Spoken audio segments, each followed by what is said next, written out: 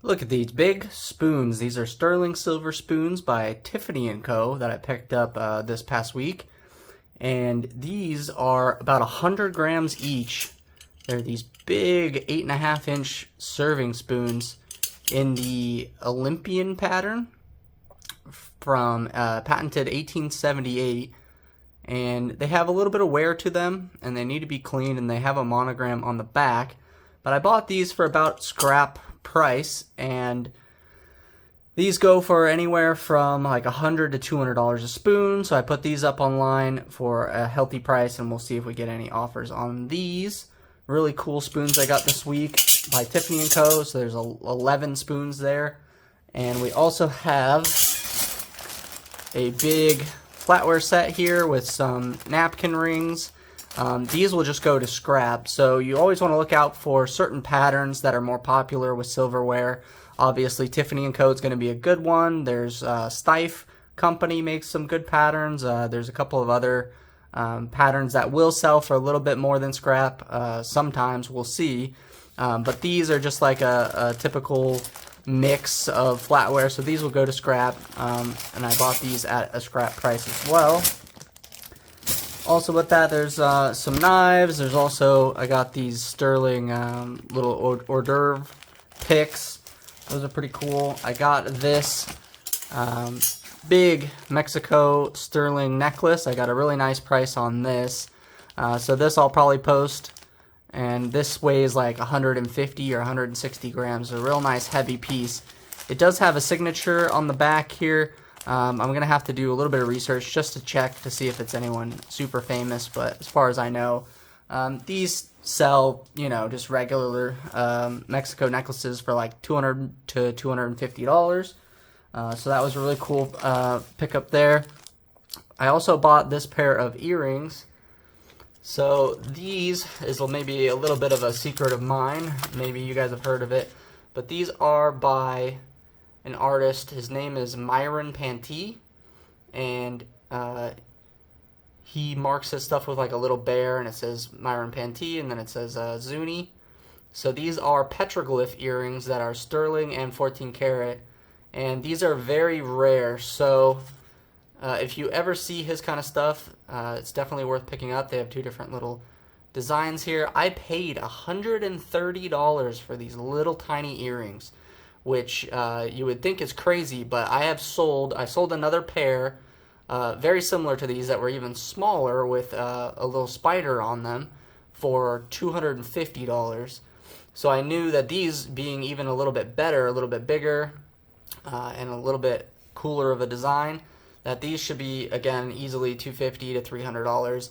The bracelets by this artist, specifically in this petroglyph style, can get up to $1,500.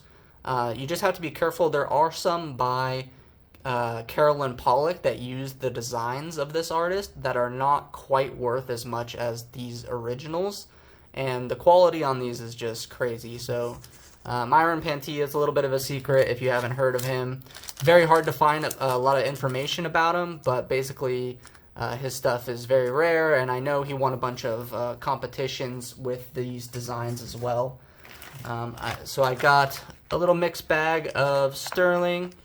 This also had a little bit of some interesting kind of modernist sterling and 14 karat pieces in here, so I picked this up. And it's just, mostly scrap, but I'll go through it and see if there's any individual pieces that I want to take out. Like those little modern ones can go for a little bit more, and there's a nice little feather bracelet in there as well.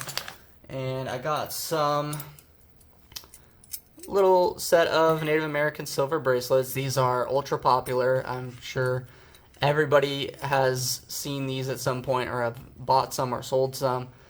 These always just fly off the shelves, so whenever I can buy them for cheap enough, I would definitely pick them up. These little cuff bracelets, you want to pay, if you can, between like $30 and $40, and then sell them for like $65, $65 to $75. The little bit bigger ones will go for $100. It just depends, obviously, and then they go up from there as they get larger. But obviously, ones that are signed with nice stamp marks on them like this are definitely going to be an easy sell. And moving on to some gold, I did buy this pair of cufflinks which are pretty neat. They've got this kind of Greek god motif to them with the stick pin. I paid about $400 for these, and they should bring, I don't know, maybe $550 to $600. I'm hoping. They do have a maker's name on them as well, so I'll do a little bit more research on these, but that's a neat set. These are from like the 50s or 60s, so they're not a new set. And then they have diamond eyes and stuff like that, so really cool little cufflinks. I picked up this piece, basically paid scrap for this as well, and this is a James Avery piece, so this has little James Avery mark. The James Avery 14 karat stuff is very popular. Most of the stuff was made in very limited quantities and is hard to find, especially in this size. So they would have made, this is probably the large, and there's probably a medium and a small version, like a charm. But this is a Baptist church 125-year anniversary pendant, which maybe doesn't appeal to everyone, but there are certain collectors of James Avery that really do like this kind of stuff. And it's a pendant, which is a little bit better than, say, like a brooch or something like that. But James Avery's always good. I got a pair of 14 karat and black sapphire cufflinks. Nice heavy set of cufflinks. Got a good price on these as well. Not sure if I'm going to scrap these or not. These kind of cufflinks are going to be a little bit harder to sell because they're just kind of more generic, and so you can find a lot more of them, and it's not really as appealing to a collector versus something like this that's really a lot more neat and more of a conversation piece and a full set. So these ones I may scrap, and then these ones I'll try and sell for a little bit before I scrap those. Here's a nice ruby and diamond tennis bracelet. This one happens to be missing a couple of stones. It's missing 2 stones right here, or over here near the clasp. So there's 2 stones missing right there. I'm not sure if I want to try and get this repaired or if I'm just going to sell it as is. It's a really nice bracelet. If it was not missing those stones, this would be like a $800 to a $900 piece. But as is, you know, I can still get a little bit extra. I'll get extra for the diamonds and rubies, and somebody will get it repaired. It's just the problem. It's going to cost you like $100 probably just to have those 2 little stones replaced by a jeweler, unless you know somebody that can do it cheaper. So that's a cool piece. This piece I already sold. So this is a little ruby, sapphire, diamond, emerald little tennis bracelet. Really nice design. Just really goes with everything. So that's another nice little piece. That one's already sold. And that's why I wanted to do a video before everything's sold already, because the stuff is moving fast. Here's a nice big 14 karat little X necklace. I posted this. This one I'm probably going to scrap. I don't really want to because it's a nice piece, but again, it's just common. That's kind of the difference between stuff like this, that it has a little bit more to it. It's got stones. It's got like, you know, a little bit of more wearability and stuff, where this is kind of like, if you wanted to find one, you could find one. It's not like these where it'd be a little bit harder to find.